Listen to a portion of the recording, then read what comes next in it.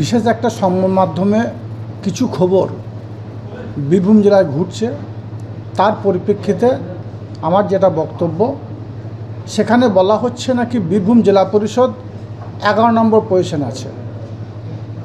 এ বিষয়ে আমার বক্তব্য, কোনো একটা ছেলে বা ছাত্র স্টুডেন্ট যখন স্কুলে ফার্স্ট হয় তখন একটা বিষয়েই যদি 100% নাম্বার পায়, বাকি বিষয়গুলো কত নম্বর পেয়েছে সে দেখা উচিত বলে মনে করি। বীরভূম জেলা পরিষদ শুধুমাত্র 15 ফিনান্সের কাজ নিয়ে বীরভূম জেলা পরিষদ নয়, বীরভূম জেলা পরিষদের আরও অনেক উইংস আছে, অনেক ডানা আছে। বীরভূম জেলা পরিষদে 15 ফিনান্সে অবশ্যই আমরা 11 নম্বর আছি, কিন্তু যে টাকাটা পড়েছিল সব টাকা টেন্ডার হয়ে গেছে, 1 মাসের মধ্যে কমপ্লিট হয়ে যাবে। দ্বিতীয়ত 15 ফিনান্সে আমরা রাজ্যের 6 নম্বর পজিশন আছি বীরভূম জেলা পরিষদ। পথশ্রী 3-তে রাজ্য থেকে যে 24টি কাজ দেওয়া হয়েছিল তার মধ্যে 21টি কাজ অলরেডি কমপ্লিট হয়ে গেছে এবং 3টে কাজ অতি দ্রুত কমপ্লিট হয়ে যাবে।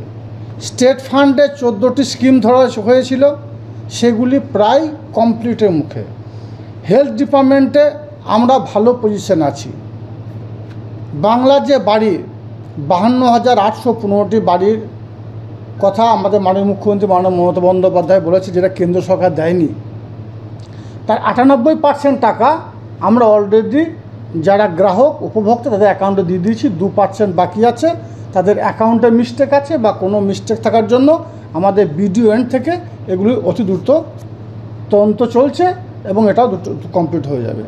স্যানিটেশন মডেল ভিলেজ হিসাবে বীরভূম জেলার 2223টি গ্রামকে আমরা টার্গেট করেছিলাম, তার মধ্যে এখন অবধি 1910টি অলরেডি কমপ্লিট হয়ে গেছে, বাকিগুলো অতি দ্রুত কমপ্লিট হবে। অর্থাৎ বীরভূম জেলা পরিষদ কোনো অংশে সারা রাজ্যের যে জেলা পরিষদগুলো আছে তার থেকে কোনো অংশে বীরভূম জেলা পরিষদ পিছিয়ে নেই।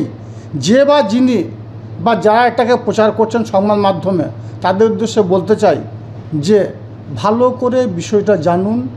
বিষয় সম্বন্ধে অবহিত হওয়ার পরই প্রেস বা সংবাদ মাধ্যমের সামনে আসা উচিত বলে মনে করি। কেউ একটা বুম নিয়ে চলে এলো, এসেই বাইক চাইলো আর দিয়ে দিলাম, এটা মনে হয় যেন ঠিক নয়। তাছাড়াও বুঝতে হবে, বীরভূম জেলা পরিষদে 2015 আগের কথা বলছি আমি, বীরভূম জেলা পরিষদ 2টো ডিস্ট্রিক্ট ইঞ্জিনিয়ার ছিল, অরবিন্দ সাহা এবং আদ্যচরণ হাজরা মহাশয়। 2024-এর ফেব্রুয়ারি মাসে অরবিন্দ সাহাকে পিএনআরডি ডিপার্টমেন্ট থেকে বীরভূম থেকে ট্রান্সফার করা হয় পশ্চিম বর্ধমানে। তারপরে মে মাসে 2024-এর মে মাসে আদ্যচরণ হাজরা মহাশয় রিটায়ার্ড করে। তার ফলে বীরভূম জেলা পরিষদের ডিস্ট্রিক্ট ইঞ্জিনিয়ার শূন্য হয়ে যায়। তারপরে রামাপ্রিয় চট্টোপাধ্যায়কে 2024-এর আগস্ট মাসে পিএনআরডি ডিপার্টমেন্ট থেকে নিযুক্ত করা হয়, অর্থাৎ একটা ডিস্ট্রিক্ট ইঞ্জিনিয়ার। আর রামাপ্রিয় চট্টোপাধ্যায় আমার জেলার বাসিন্দা নয়, বীরভূম জেলা সম্বন্ধে ওয়াকিবহল না থাকার জন্য বীরভূম জেলা পরিষদ 15 ফিনান্স বা 5th ফিনান্স বা অন্যান্য কাজগুলি পিছিয়ে যাচ্ছিল। তারপরে আমি স্বয়ং আমাদের মাননীয় মুখ্যমন্ত্রী মাননীয় মমতা বন্দ্যোপাধ্যায়ের দ্বারস্থ হই, ওনার কাছে গিয়ে বীরভূম জেলা পরিষদ যে পিছিয়ে যাচ্ছে, পিছিয়ে যেতে চলেছে, সে বিষয়ে অবহিত করি। উনি ওনার পার্সোনাল সেক্রেটারির কাছে আমাকে পাঠান, ওনার কাজ গিয়ে সবিস্তারে আলোচনা করি, ডিটেলসে বলি। তারপরে উনি পশ্চিম বর্ধমান থেকে অরবিন্দ সাহাকে বীরভূম জেলা নিযুক্ত করেছেন। বীরভূম জেলা বর্তমানে কোনো অংশে পিছিয়ে নেই। বীরভূম জেলা অল্প দিনের মধ্যে যেভাবে 1, 2, 3-তে রান করে সেই জায়গায় বীরভূম জেলা যাবে, এটাই আমার বিশ্বাস। তাই আপনাদের মাধ্যমে সকল বীরভূম জেলাবাসীকে আশ্বস্ত করতে চাইছি, বীরভূম জেলার জেলা পরিষদের যারা কর্মকর্তা আছে, জেলা পরিষদকে যারা পরিচালনা করছে, বীরভূম জেলার জেলা পরিষদের স্টাফ আছে, যারা আধিকারিক আছে, সকলে কর্মঠ, বীরভূম জেলাকে এগিয়ে নিয়ে যাওয়ার জন্য সকলে বদ্ধপরিকর। আমরা কোনো দিক দিয়ে কোনো অংশে পিছিয়ে নাই। এটা নিয়ে যারা বিভ্রান্তিকর ঘটনা ছড়াচ্ছে, এটা বিভ্রান্তি ছাড়া অন্য কিছুই নয়। হয়তো তাদের মধ্যে কোনো ধরনের কোনো দুষ্ট চক্র কাজ করছে, সেই চক্র কাজ করতে পারছে না বলে বীরভূম জেলাকে বদনাম করার চেষ্টা করা হচ্ছে।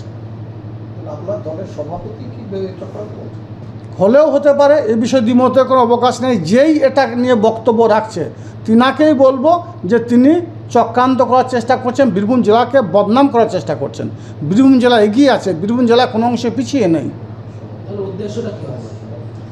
দেখুন, আঙুর ফল টক হতে পারে। যদিও বিগত দিনে আপনারা অনেক প্রশ্ন করেছেন, আমি তার জবাব দিয়েছি। বিগত দিনে বীরভূম জেলা পরিষদ কোনো অংশে যে গাফিলতিগুলো ছিল সেগুলো আপনারা তুলে ধরেছেন, আমি তার জবাব দিয়েছি। যেমন একটা বলি, ওল্ড এজ হোম, সরকারি ভেস্টেড ল্যান্ডের ওপর ওল্ড এজ হোম নির্মাণ করা হয়েছে, সেটা আমার পিরিয়ডে নয়, আগের পিরিয়ডে।